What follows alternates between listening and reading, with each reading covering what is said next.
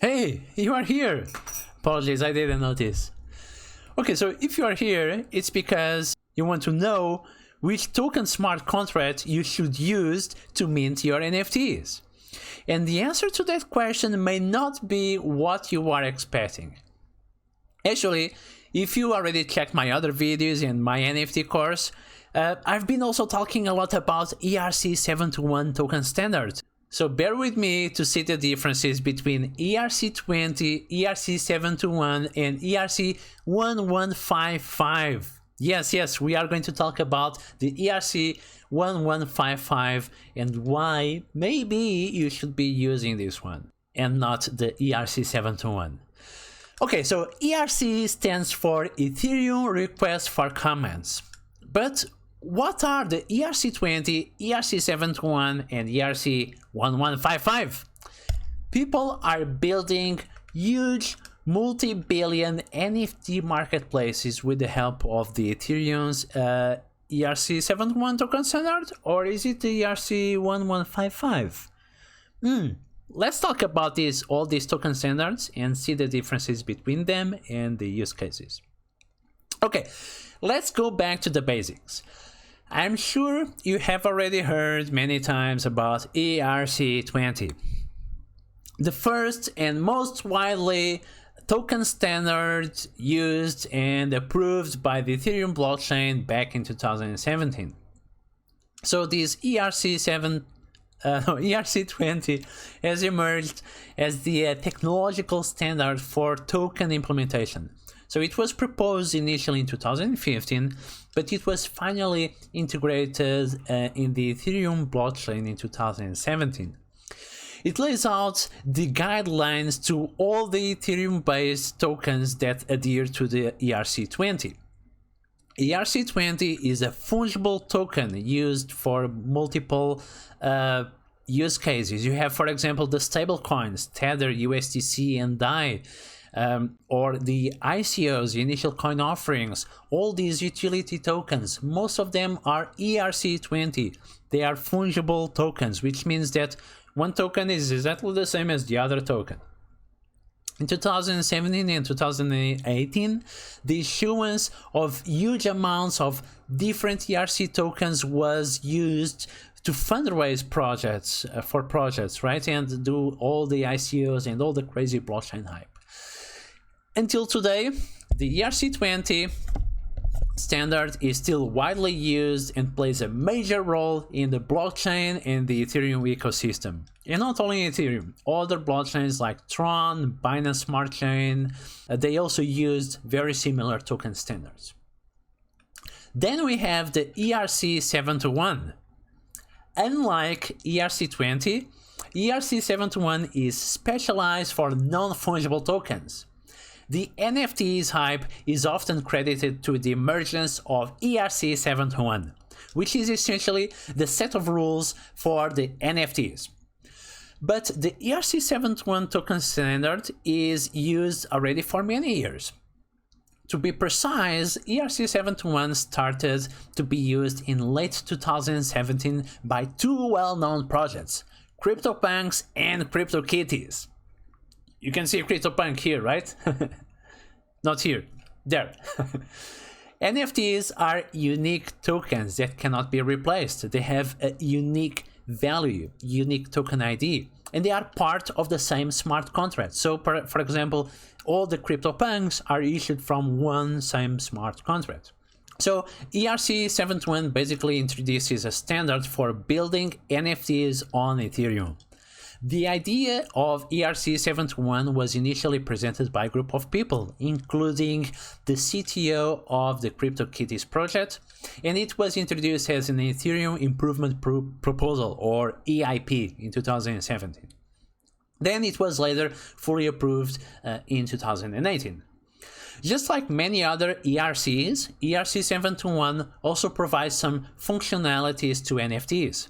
Some of the examples include providing the ability to get the accounts of and the current token balance, to provide a supply for the tokens, and it also helps to make NFT transactions possible from one account to another. You can send NFTs.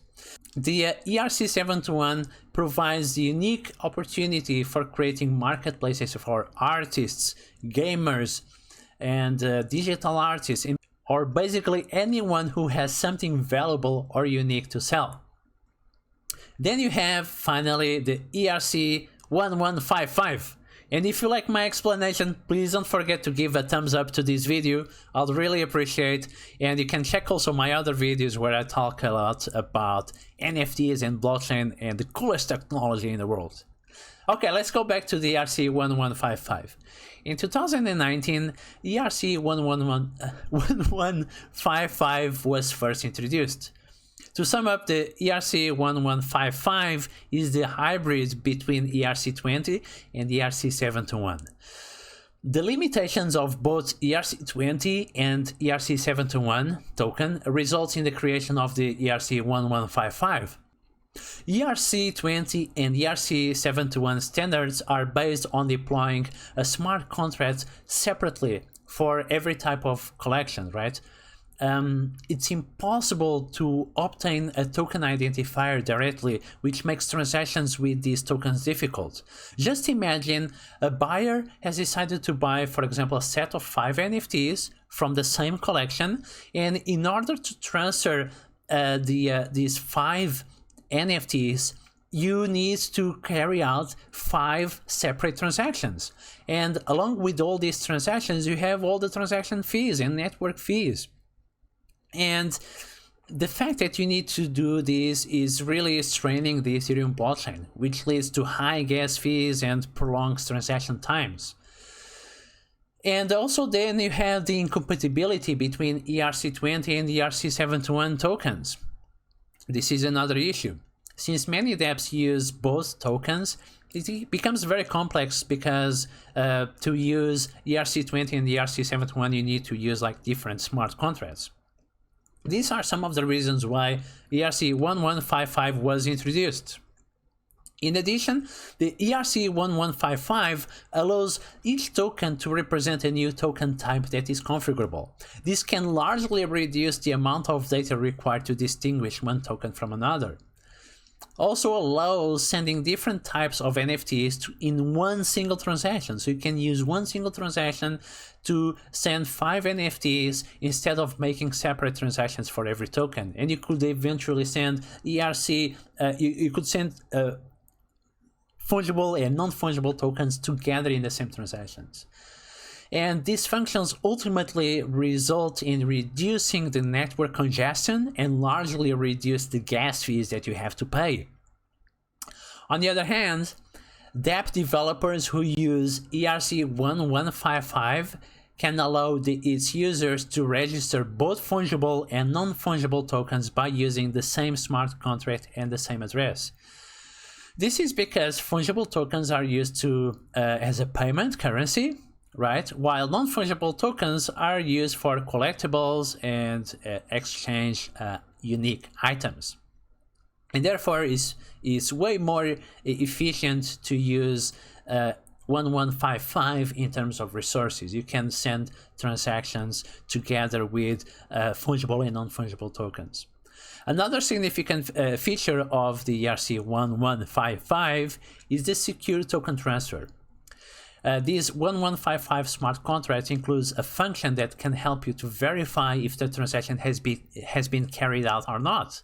And if not, it can help you to revert the transaction and return control of the tokens back to the issuer.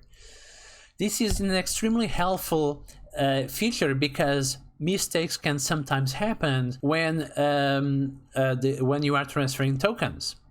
When this happens, the transaction can be voided and the issuer can recover the tokens and allow it to verify the address again and make another transaction.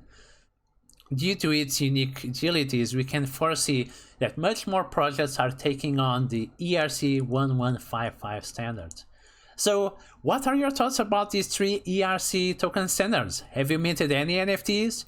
And which ERC standard have you used? So let me know in the comments below and give me a thumbs up. I'll be doing more videos like this very soon.